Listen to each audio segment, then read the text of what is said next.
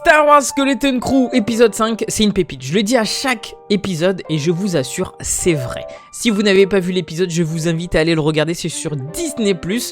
Allez le regarder, revenez, n'hésitez surtout pas à me dire ce que vous en avez pensé. Je vous assure, je regarde chaque épisode comme un gosse, mais vraiment comme un gosse.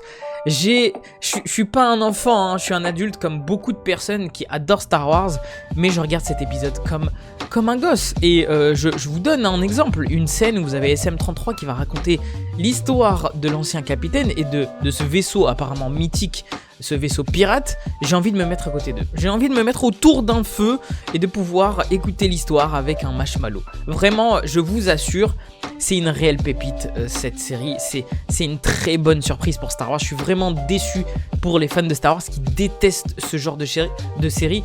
Bon, c'est dommage forcément, je vais pas vous forcer, mais vous ratez quelque chose. Vraiment, c'est très bon. Il y a aussi du côté des acteurs et des actrices, que ça soit pour les enfants ou les adultes, ils jouent très bien. Ils jouent très bien. Moi, j'avais peur aussi forcément avec les enfants, mais voilà, ce sont de très bons acteurs et de très bons actrices.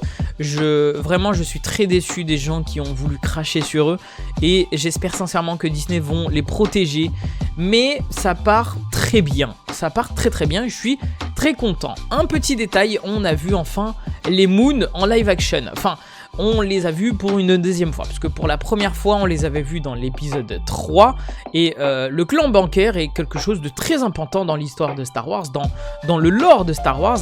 Bon, c'est un tout petit détail, mais je vous avoue que, voilà, j'ai été vraiment surpris d'entendre que des Moon seraient ici en mode spa, en mode chill, parce que ils ne se déplacent pas pour rien, ils vont pas n'importe où pour faire n'importe quoi, et c'est assez marrant de voir ça. Vous avez aussi un hut qu'on a vu, donc je vous avoue, c'est assez cool. Pour ce qui est maintenant de l'histoire, forcément on va continuer avec cette petite bande pour pouvoir aller dans cette fameuse cache cachée par ce capitaine pirate qui avait trouvé Hat-Hatin, et du coup il nous faut les coordonnées de Hat-Hatin, et forcément ils ont réussi à trouver cette grotte, et je vous avoue, à un moment donné j'ai pété un câble en voyant ce sabre laser.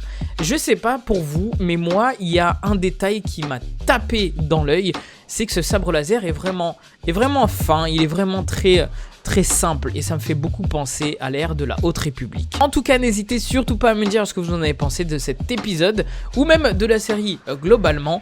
Et puis bah écoutez, moi je vous dis à la semaine prochaine pour un nouvel épisode, et moi je vous dis que la force soit avec vous.